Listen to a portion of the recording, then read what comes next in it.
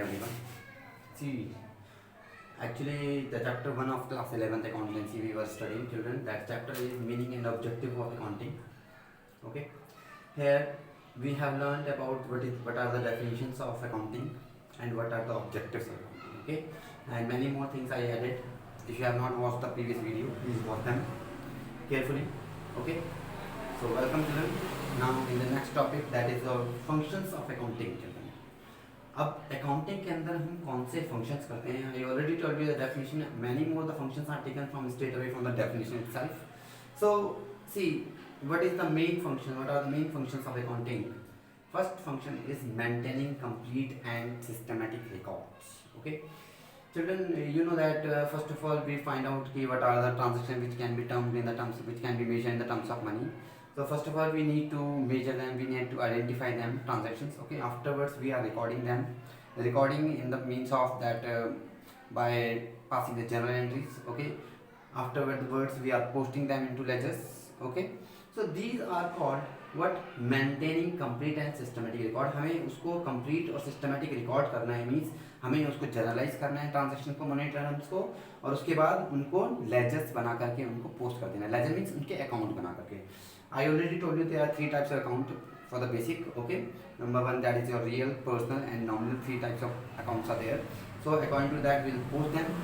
Okay, so we have to maintain the complete and systematic record by passing some journal entry and posting them into ledger. Okay, and afterwards children we have to make some financial statement like your statement of profit and loss account and the balance sheet. Okay, दो और हमें account बनाने होते हैं. एक होता है हमारा क्या, एक होता है हमारा statement of profit and loss account, जिसके थ्रू हम पता लगाते हैं कि हमें साल के एंड में प्रॉफिट हो रहा है या लॉस हो रहा है. उसके बाद हम बनाते हैं बैलेंस शीट. बैलेंस शीट क्या होती है?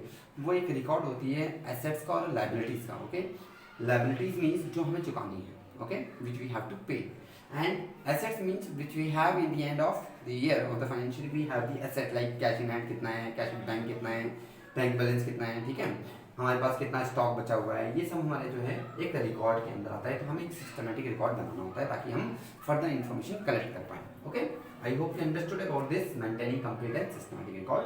And the next one is children, your communicating means दूसरों को बताना. जो हमने अकाउंटिंग की, जो हमने रिकॉर्ड्स बना रखे हैं, हमें दूसरों को बताना. किनको बताना? उस financial result. Financial result means कि हमें प्रॉफिट हुआ है या लॉस हुआ है, कि प्रॉफिटेबिलिटी हुई है या लॉस हुआ है. हमने लॉस इनकर तो नहीं किया है साल के एंड में. अगर हमने लॉस किया है या प्रॉफिट किया है तो हमें इंटरेस्टेड पार्टीज को, जो हमारी अकाउंट में इंटरेस्ट लेने वाली पार्टीज हैं, उनको बताना, उनको कम्युनिकेट करना. That is the second most important functions of accounting, that we have to communicate whatsoever the financial result we have obtained in the end of the financial year. Okay, कि हमें profit हुआ है, loss हुआ है, तो हमें जो interested party है, इंटरेस्टेड पार्टी मीन्स जो हमारे अकाउंटिंग में इंटरेस्ट लेती हैं. जैसे for example some of the company want to invest in our company. Okay, so definitely they want to have that proper, that correct visual of that particular balance sheet and the statement of profit and loss, कि उनको कितना profit या loss हो रहा है. ठीक है, तो उसके थ्रू हमारी कंपनी में इन्वेस्ट कर सकें. क्लियर? इसके अलावा हमें अगर टैक्सेशन करना होगा, टैक्स पे करना होगा, तो उसके लिए हमें उसका भी पता होना चाहिए कि हमारी प्रॉफिट कितना हुआ है और लॉस कितना, कि हमारी इनकम साल के एंड में कितनी हुई है. उसी के अकॉर्डिंग हम जो है क्या कर पाएंगे, टैक्स का असेसमेंट कर पाएंगे. Is that clear? See the third topic is children protecting the assets of business. Clear? अब बिजनेस में कौन कौन सी एसेट्स होती हैं, जैसे कि मैंने आपको बताया था बैलेंस शीट में हमारी एसेट्स जो हम लिखते हैं वो राइट साइड में लिखते हैं. ओके, इस साइड हमारी एसेट्स आती हैं और इस साइड हमारी लायबिलिटीज आती है चिल्ड्रन. ओके, तो एसेट साइड में हमारे हैं जैसे कैश इन हैंड, हमारे हाथ में कितना हैंड है, ठीक है, ये कितना कैश है हमारे पास. ओके, अब वो कैश इन हैंड हमारा एटीएम में भी हो सकता है. क्लियर? जो पेटीएम करते हैं उसके अंदर भी हो सकता है. क्लियर? जो cash in hand, cash in bank, bank में कितना बैलेंस है, अभी हम उसको यूज नहीं कर रहे हैं तो बैंक में ही है. क्लियर? इन्वेंट्री कितनी है, इन्वेंट्री मीन्स स्टॉक, जो हमने रॉ मटेरियल परचेज किया है वो हमने हमारे पास साल के एंड में कितना बचा हुआ है, that is called closing stock. Okay, तो यहाँ पे हम क्लोजिंग स्टॉक लिखते हैं इन्वेंट्री को. क्लियर है? ओके, तो ये सब हमारी कुछ एसेट्स होती है चिल्ड्रन. क्लियर? इसके अलावा हमें कुछ फिक्स एसेट्स होती है जैसे लैंड एंड बिल्डिंग है. Okay, many more assets are there. तो इन सारी एसेट्स को प्रोटेक्ट करने का काम भी अकाउंटिंग का ही होता है चिल्ड्रन. सी, क्योंकि अकाउंटिंग के थ्रू हम ये पता लगाते हैं साल के अंदर हमारी कितनी एसेट बची हुई है. उसी के थ्रू हम क्या करते हैं, अपने लोग, अपने जो कंपनी में काम करने वाले एम्प्लॉइज हैं उनको डिस्ट्रीब्यूट कर पाते हैं अपने प्रॉफिट को बचा करके. उसमें से कुछ पार्ट हमें शेयर होल्डर को देना होता है. So protecting the assets of the business, accounting the responsibility of the accounting is to protect the assets in the end of the financial year. Okay, till the end, complete financial year, it should be protected by the accounting. Clear? Now the next one is the providing the assistance to management. अब children management में हमें ये नाम management जो है आपने कई बार से सुना हुआ है. Actually it's a combination of, it's a vast word children. Okay, this includes three topics. First one is planning, controlling and decision making. Okay, you will learn these topics in your business part also. Business decision making. So these three parts are included in management. Okay children, so planning.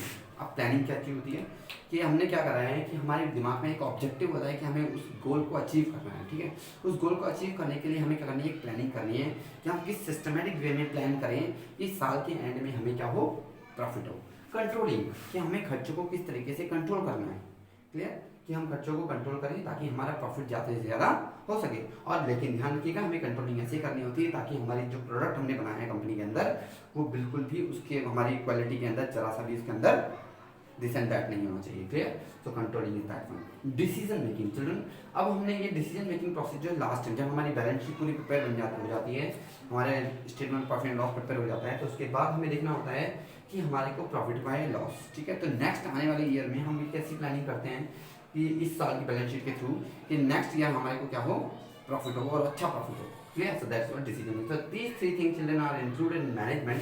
So accounting जो है आपका initial step, अगर आपने accounting नहीं कर रखी हुई तो आप मैनेजमेंट नहीं कर सकते. Clear, so that's why providing the assistance. तो मैनेजमेंट का असिस्टेंट है अकाउंटिंग. अगर अकाउंटिंग नहीं होगी तो मैनेजमेंट भी नहीं हो सकता.